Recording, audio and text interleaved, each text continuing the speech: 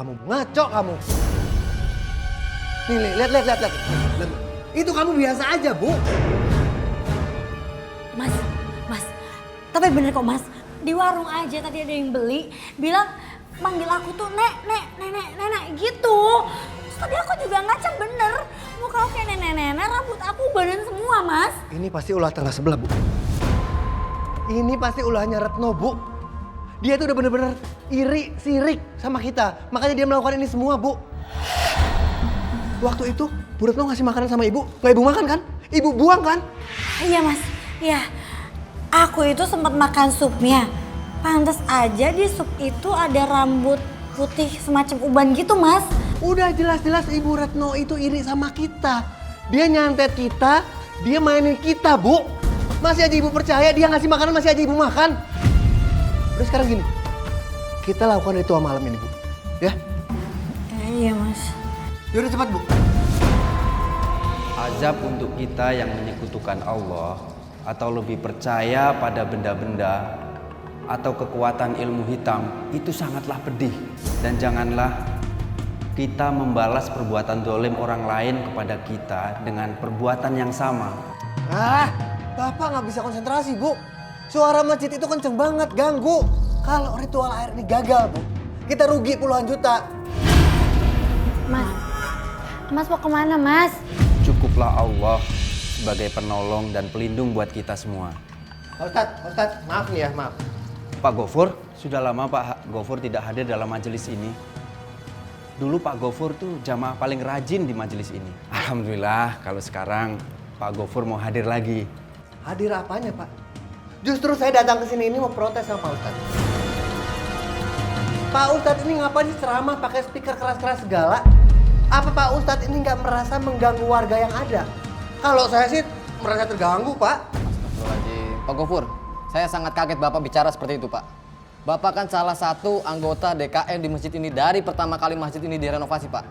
Lagi pula, rumah Pak Gofur itu kan nggak jauh dari masjid, Pak. Jadi wajar, Pak, kalau suara toa di masjid ini terdengar keras di rumah Pak Gofur. Seharusnya Pak Gofur itu merasa adem dan tenang, Pak, mendengar suara tausiah dari masjid ini, Pak. Terserah kalian mau ngomong apa terserah ya. Pak Ustadz, saya cuma mau ngingetin Pak Ustadz. Lain kali kalau Pak Ustadz ceramah, nggak usah tuh pakai speaker keras-keras segala, ya. Astagfirullahaladzim. Pak Gofur ini ada masalah apa? Sampai-sampai Pak Gofur nggak suka mendengarkan kalimat-kalimat yang mengingatkan kita semua pada Allah.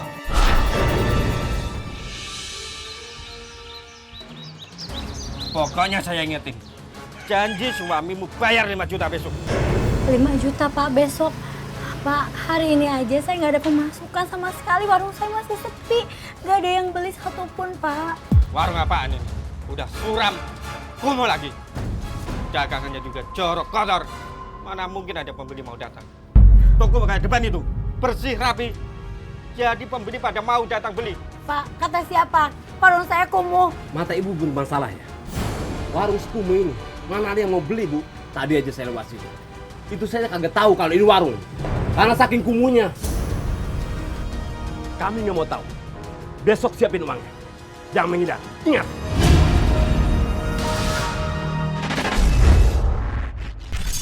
Sebenarnya hal yang tadinya simpel sih Robi, sebenarnya simpel segini lukanya.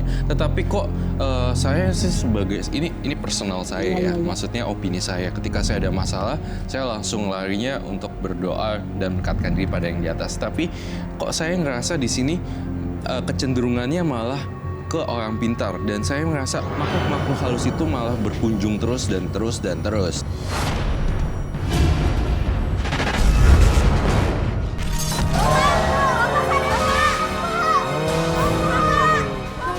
Kenapa, Nak? Kenapa, Nak? Itu bapak nggak jadi kemari. Mas, kenapa? Mas, kamu kenapa, Mas? Mas, aduh, Mas.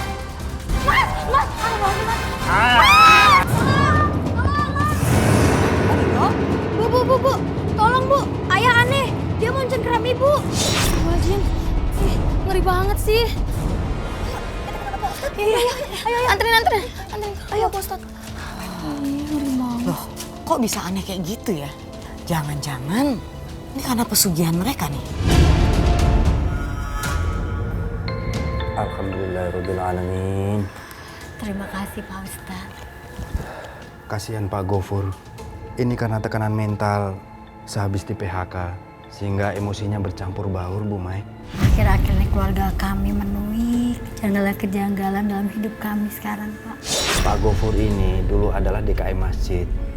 Dan dia juga rajin sekali beribadah ke masjid. Jadi saya yakin pasti ada yang mempengaruhinya sehingga Pak Gofur bisa seperti ini. Iya itu, Pak. Kadang saya juga nggak kuat, Pak. Warung kami bangkrut. Belum lagi keluarga kami diserang banyak berbagai penyakit.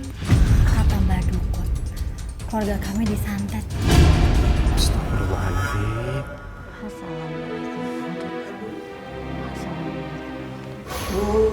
Perut bapak sakit.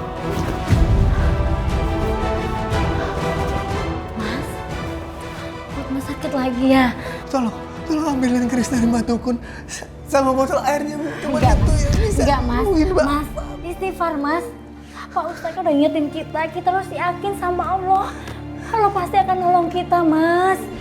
Kita itu udah bayar mahal, Bu, sama Mbak Dukun.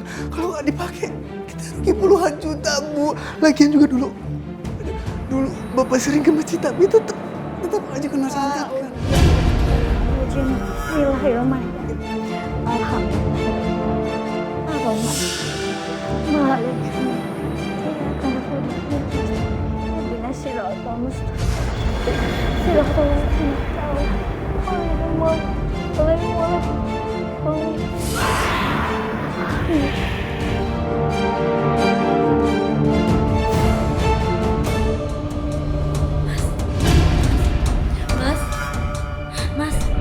Mas sadar, Mas.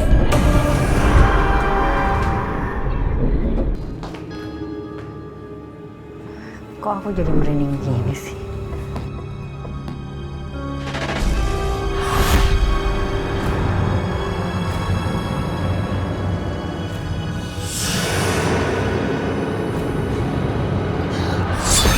Kamu mau makan? Mau minum ya? Atau mau nasi? Iya. Ya udah, kalau kamu nggak mau apa-apa, kamu jangan di sini, jangan ganggu aku dan anak-anakku. Pergi kamu dari sini.